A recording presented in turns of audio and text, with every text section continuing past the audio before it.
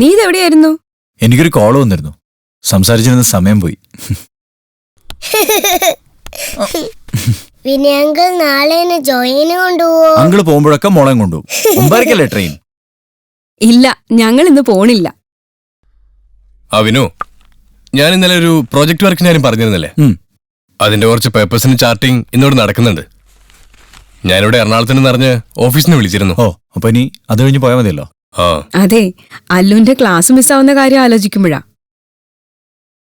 അമ്മ എന്തിനാ എപ്പോഴും ഈ ക്ലാസിന്റെ കാര്യം പറയണേ? ഞാൻ 2 ദിവസം അങ്കിളുടെ കൂടെ നിന്നിട്ടേ വരൂ.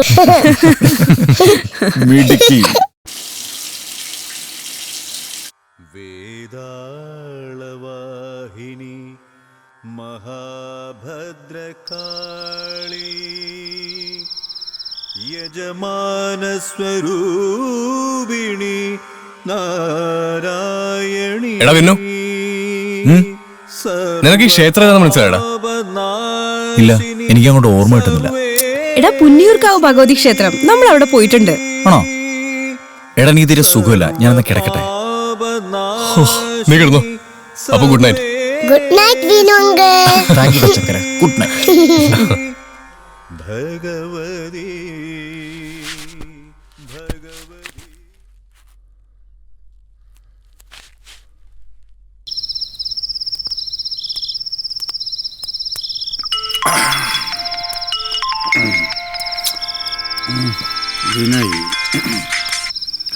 ഹലോ, എന്നാളിയാ വിശേഷം? നീ എവിടെയാ? രമേശന്റെ ചേട്ടൻ ഖത്തറിന്ന് വന്ന വകയില് 2 കുപ്പി കിട്ടി. അത് പൊട്ടിച്ച് കമ്പമേട്ടിൽ ഇരിക്കുക. ആരൊക്കെയുണ്ട്? രമേശും എൽദോസും ജോസ്മോനും പിന്നെ ഞാനും. നീ അമ്മമാർക്കൊന്ന് ഫോൺ കൊടുത്തേ. കൊടുത്തിട്ട് ഒരു കാര്യമില്ല അളിയാ, എല്ലാം സലാഞ്ച് പഹഞ്ചുക്ക ബാഹർ ഹേ. ഫോറിൻ കുപ്പി നാടൻ പോലെ വെച്ച് കഴിച്ച പിന്നെ എങ്ങനെയാ അളിയാ? നീ എന്നാ വരുന്നേ? വരാനേ. എടാ, നിന്റെ ചേട്ടനും ചേച്ചിയൊക്കെ പോയോ? ഇല്ല, വിശ്വട്ടിന് അധികം ലീവില്ല. അവര് നാളെ തന്നെ പോവും. അവരൊക്കെ പോട്ടേടാ. നീ നോക്കിക്കോ, നിന്നെ ഞെട്ടിച്ചോണ്ട് ഞാനൊരു വരവ് വരും. നമുക്ക് പൊളിക്കാനേ. നിങ്ങളുടെ പരിപാടി ഇറക്കട്ടെ. നീ നാളെ അവന്മാരോട് എന്നെ ഒന്ന് വിളിക്കാൻ പറയണം. ഓക്കെ അളിയാ.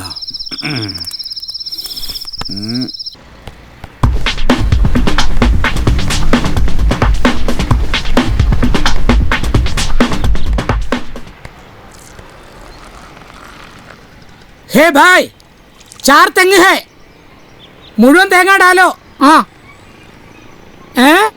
എന്താ? 1 तेंग 50 रुपए, बड़ा पैसा है. സാരമില്ല, മുഴുവൻ തേങ്ങ डालो. डालो. വന്നിപ്പോ ബംഗാളികളുടെ കാല് വരെ പിടിക്കാം. എന്താ ഷാജി ഏട്ടാ, രാവിലെ തന്നെ ഹിന്ദിയാണല്ലോ. എവിടെ ഇവന്മാരെ കൊണ്ട് വലിയ ശല്യം. എങ്ങനെ പഠിക്കാണ്ടിരിക്കും? ഇപ്പൊ തേങ്ങ ഇടാൻ പറഞ്ഞവരൊക്കെ ഹിന്ദിക്കാരല്ലേ? ചേട്ടാ, ഈ കൊച്ചുങ്ങളെ പീഡിപ്പിക്കുന്നവരെ കുറിച്ചല്ലേ ചാനലുകാർ സംസാരിക്കുള്ളൂ. പിന്നെ ഈ രാവും പകലും കിടന്ന് കഷ്ടപ്പെടുന്നതോ ബംഗാളികൾ, പാവങ്ങൾ. അത്ര പാവങ്ങളൊന്നുമല്ല, അവന്മാർക്ക് ഇത് എളുപ്പല്ലേ. എന്ത് പണിയും ചെയ്യും, കൂലിപ്പണിയും തോട്ടിപ്പണിയും. എന്തിന് തക്കം കിട്ടിയാൽ മോട്ടിക്കും, വേണേ ആളെ കൊല്ലും. ഡെയിലി പേപ്പർ തുറന്ന കാണുന്ന മുഴുവൻ ഇവന്മാരുടെ വാർത്തകളും. ഇവിടെ തന്നെ 3 കൊല്ലം മുമ്പ് നമ്മുടെ ഈ റെൽക്കോൺ ഫ്ലാറ്റിലെ 12Bയിൽ 2 എണ്ണത്തിനല്ലേ ഇവന്മാർ തല്ലിക്കൊന്നേ. എന്നിട്ട് എന്തുണ്ടായി? ഏതോ ചാനലുകാർ പാട്ടുപാടി ജയിച്ച പയ്യന് കൊടുത്തതാ ഫ്ലാറ്റ്. എന്താ പരിപാടിയല്ലേ? ഇങ്ങനെയൊക്കെ കിട്ടുന്ന ഫ്ലാറ്റിന്റെ വാസ്തു ശരിയാണോ, ആരെങ്കിലും തല്ലിക്കൊന്നാണോ, ഇതൊക്കെ ആരന്വേഷിക്കാൻ? കിട്ടണം എന്റെ വിധി, അവിടെ കിടന്ന് അനുഭവിക്കാൻ, അല്ലാണ്ട് എന്ത് ചെയ്യാൻ? അപ്പൊ ഞാൻ പോട്ടെ തോമസേ. ശരി ചേട്ടാ.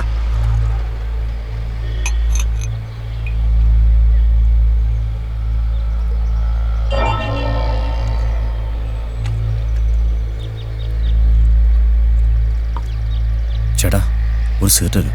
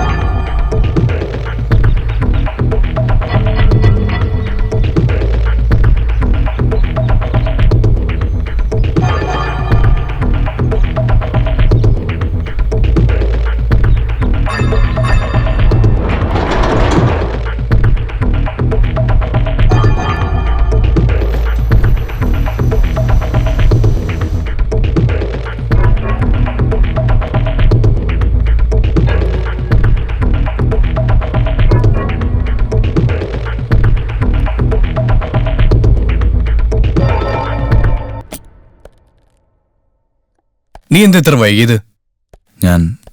എനിക്കൊരു കോൾ ഉണ്ടായിരുന്നു, സംസാരിച്ചെന്ന സമയം പോയി.